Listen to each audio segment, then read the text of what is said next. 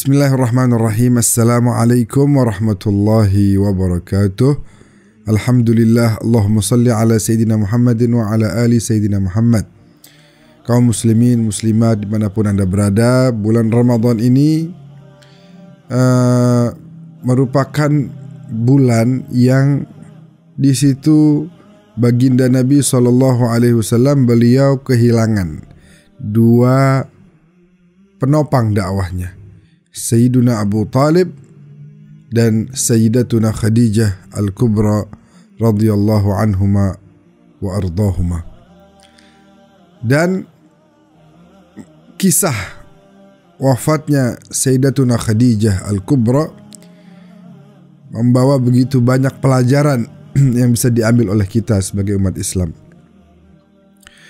Beliau dikebumikan kemudian di Ma'la, di Mekkah Al-Mukarramah. Dan setiap kali baginda Nabi datang ke Mekkah selalu menginginkan untuk stay-nya itu dekat dengan Sayyidah Khadijah, dengan tempat dikebumikannya Sayyidah Khadijah. Ada yang menawarkan untuk tinggal di dekat dengan Masjidil Haram. Ada yang menawarkan untuk tinggal di tempat yang mewah, rumah yang besar. Tapi Nabi mengatakan, Ibnu li khaymatan fi hajun. Bangunkan bagiku kemah dekat Hajun, dekat Ma'la Sayyidah Khadijah. Karena beliau tahu betul bagaimana perjuangan hebat Ibunda Khadijah dalam memperjuangkan agama Islam, agama yang diamanahkan oleh Allah untuk disebarluaskan oleh Nabi Muhammad SAW.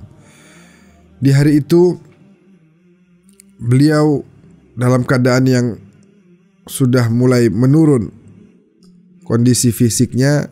Beliau sempat bilang sama putrinya Siti Fatimah bahwasanya, wahai putriku Fatimah, aku ini sebagai istri belum bisa melayani dengan pelayanan yang terbaik kepada ayahmu. Aku banyak kekurangan. Padahal Sayyidatuna Khadijah tidak ada kekurangannya, bahkan banyak lebihnya. Seluruh hartanya habis untuk dipergunakan dalam memperjuangkan agama Islam. Sehingga kata Sayyidah Khadijah kepada putrinya Siti Fatimah, aku tidak pernah meminta suatu apapun kepada ayahmu karena aku tahu beban ayahmu begitu berat dan aku merasa malu untuk meminta kepada ayahmu. Namun aku merasa ajalku telah dekat. Aku memerlukan sesuatu dari ayahmu. Aku mau minta sesuatu dari ayahmu, tapi lisanku tidak mampu untuk menyampaikannya. Aku bertawassul, aku meminta kepadamu untuk menyampaikan kepada ayahmu. Baik ibu, ayah pasti akan senang. Ibu meminta sesuatu kepada ayah. Apa kiranya yang ibu hendak minta dari ayah? Ibu meminta agar pakaian atau sorban yang biasa dipakai oleh ayahmu itu hendaknya diberikan kepadaku dan dijadikan sebagai kain kafanku. Aku berharap dengan begitu malaikat Munkar dan Nakir akan berlemah lembut ketika melihat ada pakaiannya baginda Nabi yang menjadi kain kafanku. Padahal Ibunda Khadijah ini, Masya Allah. Keluarlah Siti Fatimah, wahai ayah, ibuku mau meminta sorban yang kau pakai untuk jadikan kain kafannya. Maka Nabi di satu sisi senang karena selama ini Nabi selalu menanti-nanti istrinya ini meminta sesuatu dari beliau, tapi tidak pernah dilakukan, baru sekali itu. Dan saat itu juga di satu sisi Nabi bersedih karena akan ditinggal oleh istri tercinta, penopang dakwahnya. Sampai Nabi menamakan tahun itu sebagai Amul Huzun, tahun kesedihan beliau.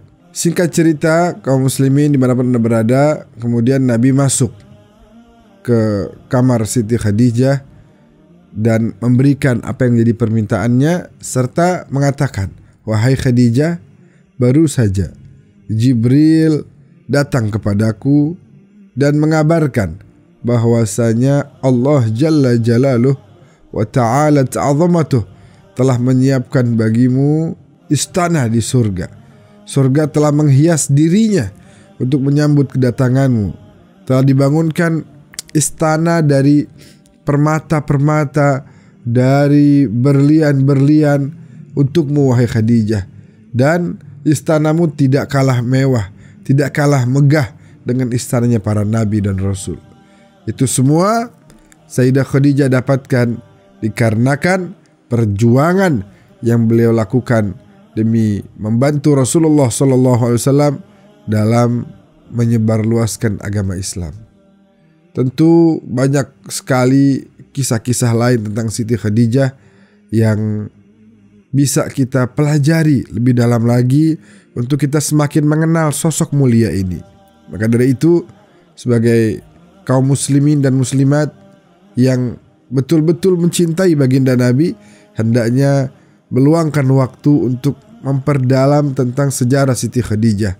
Sosok yang ketika sudah wafat pun Nabi terus mengingat-ingatnya. Setiap Nabi mendapatkan kiriman makanan dan lain sebagainya, selalu Nabi berikan kepada keluarganya Khadijah, teman-teman dekatnya Khadijah. Itu merupakan karena cinta yang begitu dalam dari baginda Rasulullah SAW kepada istri tercintanya, yaitu Siti Khadijah.